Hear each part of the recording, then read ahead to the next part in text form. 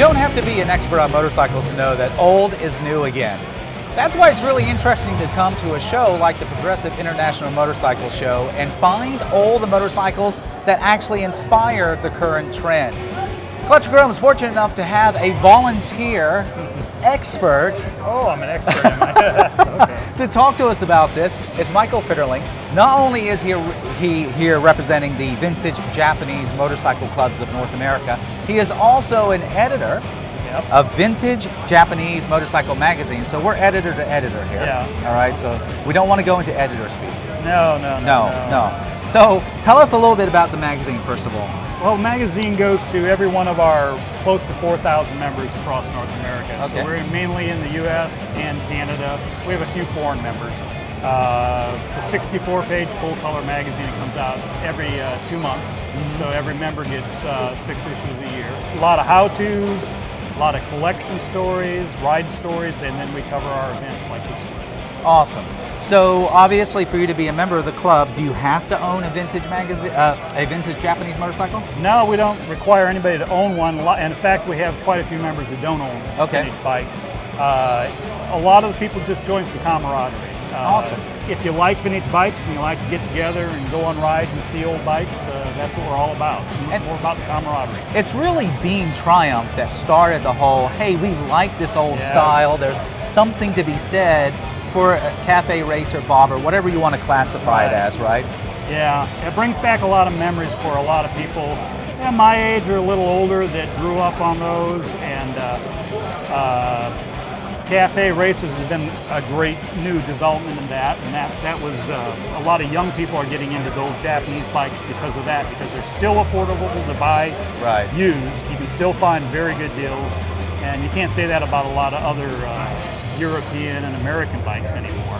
Right. And so it gives you a platform that's affordable that you can customize or bring back to stock.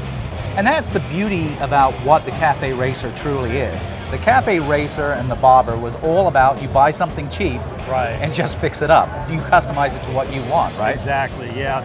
Yeah, it was a big deal in England, when, especially in America we had hot rodding because cars were affordable here and they weren't in Britain. So that movement started there where they could afford inexpensive bikes. And so that was the kind of their hot rod culture. With the trend of people wanting pretty much old motorcycles again, say for instance they don't want to go the modern route, they actually want to go the more traditional route, what would you recommend to someone wanting to enter the world of a vintage motorcycle? Well, there are a lot of bikes and a lot of them are hidden, so there's still barn finds to be found. But the Japanese bikes, for getting into old bikes, are generally more reliable than a lot of other ones. Especially, I prefer Hondas because my 1968, the insides of that engine look like brand new, and it's got 54,000 miles on it now. Okay. So it's finding the bike. eBay's a good place. Craigslist.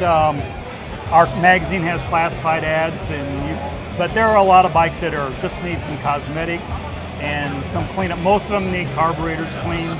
I just restored a CL200 that hadn't started since 1986. Oh wow. So the gasoline in the carburetors was solid. Wow. Doesn't cost anything to do. It just takes effort, soaking those things. Picking up an old bike, the main thing is to find out the compression's good. See if it's got good compression still. If that's there, almost anything, everything's fixable, but that's a bigger thing to fix. But if that's good, it's usually a simple thing with a Japanese bike.